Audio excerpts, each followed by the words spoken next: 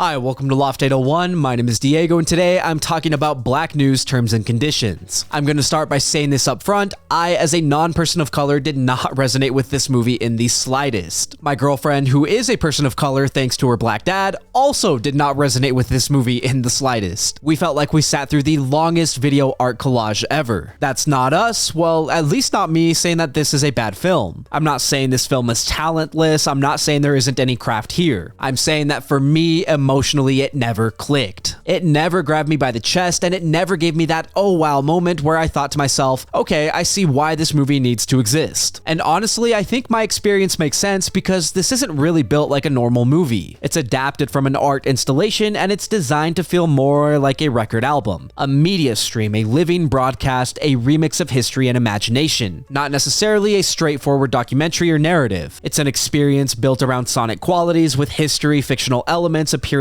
by artists, musicians, and director KhalilJoseph's family woven together in this black consciousness media universe. And I can respect that ambition, I really can. But respect and connection are not the same thing. If you're like me, the type of viewer who wants a clean story, clean character arcs, a beginning, middle, and end, this is going to feel like you're trying to grab smoke. This feels more like what a museum would play in a theater room that has two benches. It's like an art exhibit where world history, speculation, culture, philosophy, family, memory, performance, and media language are all colliding. In that sense, it's kind of fascinating. It's almost like the film is saying this is what it feels like to be alive inside the noise. There are some really cool shots and visuals scattered through the nearly 2-hour runtime, moments where I thought to myself, yeah, this is art. I also enjoyed the historical inclusions, not that I remember any of them. If this had been a narrative, I wouldn't have forgotten the references. So despite there being some cool shots and historical references, at the end of the day, I do not feel like this film pulled through. I didn't feel emotionally guided. I didn't feel like I had an anchor. And I know some people will say, you're not supposed to have an anchor. But at the end of the day, I'm still a human watching a movie. I need something to hold on to, otherwise this becomes a completely unforgettable film. This premiered at last year's Sundance and completely flew under the radar, being released theatrically in November. If you're watching this review, you're either one of the niche audience members who like this movie, or you've never heard of this movie. I don't like just tearing things down, so if you were to ask me what the best element of this movie is, it is the sonic quality. Again, this film wants you to experience it like a record, so the way songs blend, the way the mood shifts feels musical, and the way repetition becomes rhythm helps it have a distinct format. You can feel how the sound is used to collage things together. It's a cool concept, it just didn't hit my heart. Even thematically, I like the idea of a film that's about black life, black history, black futurity, but it just doesn't resonate here because there's no clear emotional pathway between these ideas. There's a lot of material and a lot of intention, and there's a lot of craft with how staged performances and archived material are placed into a stylized montage, but it just feels empty. I don't feel like the hour and 50-minute runtime was earned or worth my time. My girlfriend certainly felt like we wasted 2 hours.